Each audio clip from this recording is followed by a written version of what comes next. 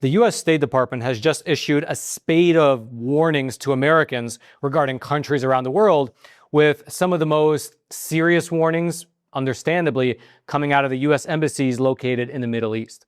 You see, on Monday, July the 20th, the U.S. State Department updated a public alert that they had up online already to read as follows, quote, "The security environment remains complex, with the potential for unforeseen escalation due to fighting in the Middle East. Iran and groups supportive of Iran may target other U.S. interests overseas or at locations associated with the United States and Americans throughout the world." Meaning that it's not a great time to be an American traveling either to the Middle East or any other place with a large pocket of pro-Iranian-minded individuals, since it makes you a target.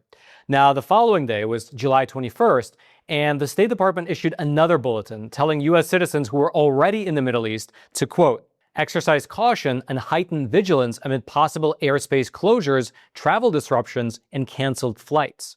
Now, that notice, it did not name any country specifically, but it did also urge Americans who are outside of the Middle East to not travel there or to even travel through the region. Then on Friday, July the 24th, you had 8 separate U.S. embassies issue alert. These alerts, they echoed what the State Department had already said and basically told people to not come, and if they were already in the country, to keep their head down and to stay abreast of any developments in the news.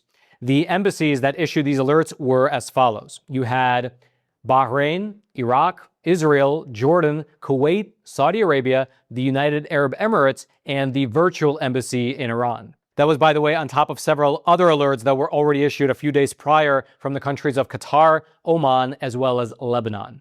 Now, it's worth mentioning that neither the broader global alerts that were issued by the State Department, nor these more country-specific ones that were released by the different embassies, neither of them said that there would be an increase in hostilities or that hostilities were about to intensify. Instead, they noted that, among other things, U.S. citizens might get stuck in the Middle East, since some airlines have already been canceling flights into and out of the region, and other airlines may soon follow. Quote, "Americans currently in the Middle East should exercise caution and heighten vigilance and should be prepared for flight cancellations, periodic airspace closures, and potential travel disruptions." Meaning that even if you're able to get in, you might have trouble getting out. Now, the U.S. State Department maintains a website for travel advisories. You can see it up on your screen, and they're filtered into one of 4 different levels, with level 4 being the worst. It's the do not travel level. These are basically the countries where you're taking a real gamble if you travel there as an American. Reasons can include things like general unrest, crime, the real possibility of wrongful detention, terrorism, the risk of being taken hostage, as well as other, which in the case of Ukraine probably refers to the ongoing special military operations. Currently, there are 23 countries listed as level 4, and they are as follows in alphabetical order. You have Afghanistan, Belarus, Burkina Faso, Burma or Myanmar, Central African Republic, Chad, the Democratic Republic of the Congo, Haiti, Iran, Iraq, Lebanon, Libya, Mali, Niger, North Korea, Russia, Somalia, South Sudan, Syria, Uganda, Ukraine, as well as Yemen. Also, it is worth mentioning that while Mexico as a whole is not listed on that travel agency level 4, several areas within Mexico are under level 4 advisories, including the states of Colima, Guerrero, Michoacan, Sinaloa, Tamaulipas, and Zacatecas. Hope I'm pronouncing those right. I don't speak Spanish. Overall, though, Mexico itself is listed under a level 2 advisory, meaning to exercise increased caution when going there. All right, just to pause here for a super quick moment. If you've watched our program, Facts Matter, then you know that we focus on one thing, which is the facts. Not speculation, not narratives, just what the data shows. And right now, the data globally is pointing in a direction people should really be paying attention to, which is the fact that global conflicts are fueling market uncertainty. That's why I believe in owning something real, something physical, something that the government can't just inflate away, which is physical gold and physical silver from today's sponsor, which is American Hartford Gold, the company that I trust and who I've been personally buying from for many years now. These are tangible assets. They're not tied to policy decisions or shifting narratives. Gold has held its value for thousands of years through inflation, currency changes, the rise and fall of empires, as well as general global instability.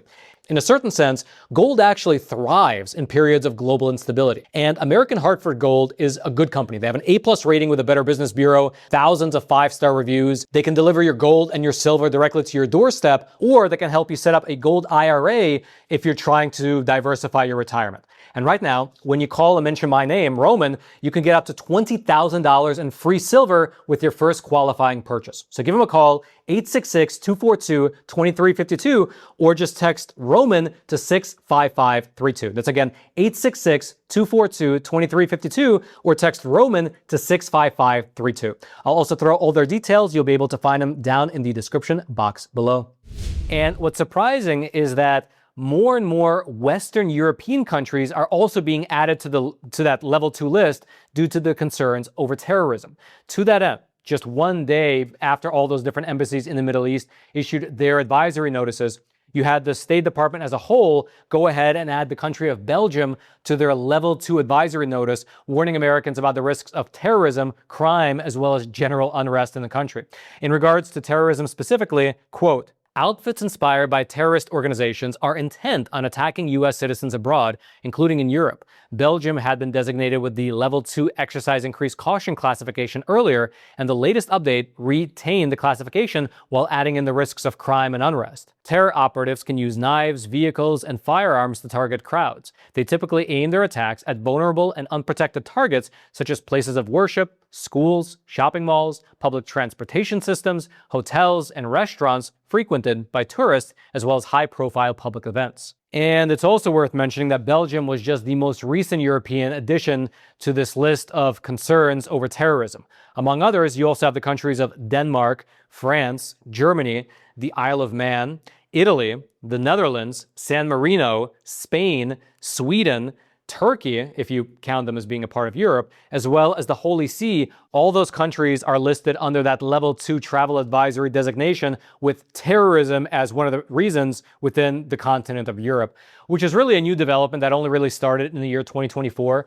Before then, none of those countries were listed as level 2. And so there you have it. If you were for some reason planning to travel to Iraq, Iran, or Lebanon in the next few weeks, which probably encapsulates 0.0001% of the people watching this video.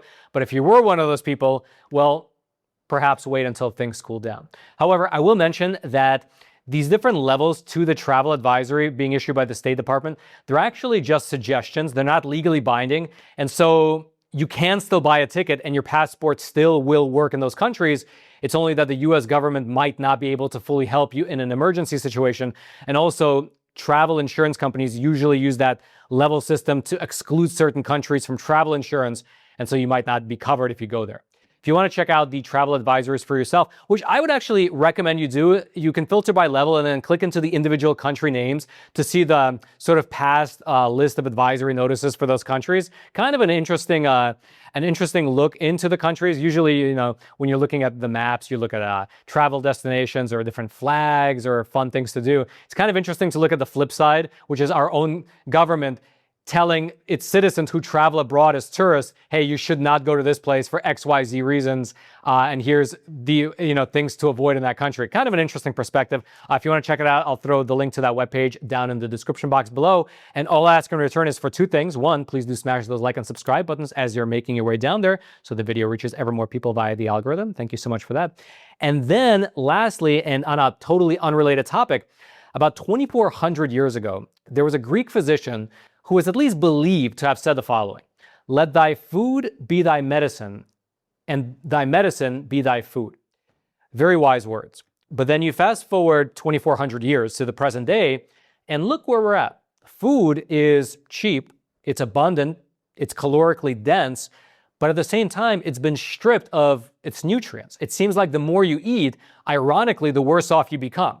And it's even gotten to the point now where most farmers can't even grow their crops anymore without adding chemicals to the soil. Chemicals which in turn wind up on our plates. However, there is a new movement of farmers that's actually fighting back against this trend. They're ditching modern chemicals and they're returning to nature. Basically, they're making what you can call heirloom food like it was 100 years ago, both meat as well as dairy and meat products. In fact, there's a great new documentary we just published over on Epic TV about the American farmers who are bringing life back to the soil and producing real, nutritious, healing food once again using something called regenerative agriculture techniques.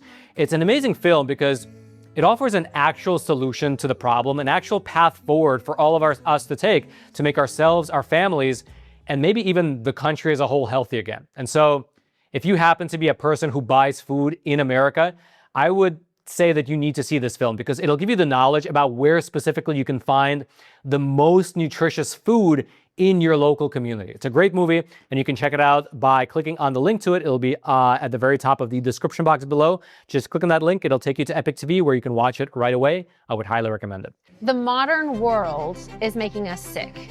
There's no such thing as diseases. They're all consequences. So what is wrong with the food that most Americans are eating?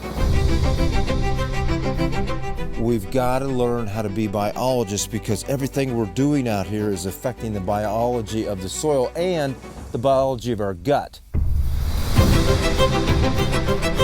To me, regenerative organic agriculture is the way back to a healthier farm. And the idea of regenerative agriculture is that healthy soil makes healthy plants, which makes healthy people, healthy meat, and it's a whole circle. And that was my aha moment that, hey, there's a better way of doing this. It's a completely new way of thinking. Our health is directly related to our food. I do believe doctors of the future will prescribe food as medicine. So let thy food be thy medicine and medicine be thy food. The two really go together. The impact on our health was pretty significant. You can't have one without the other. You can't have human health without soil health.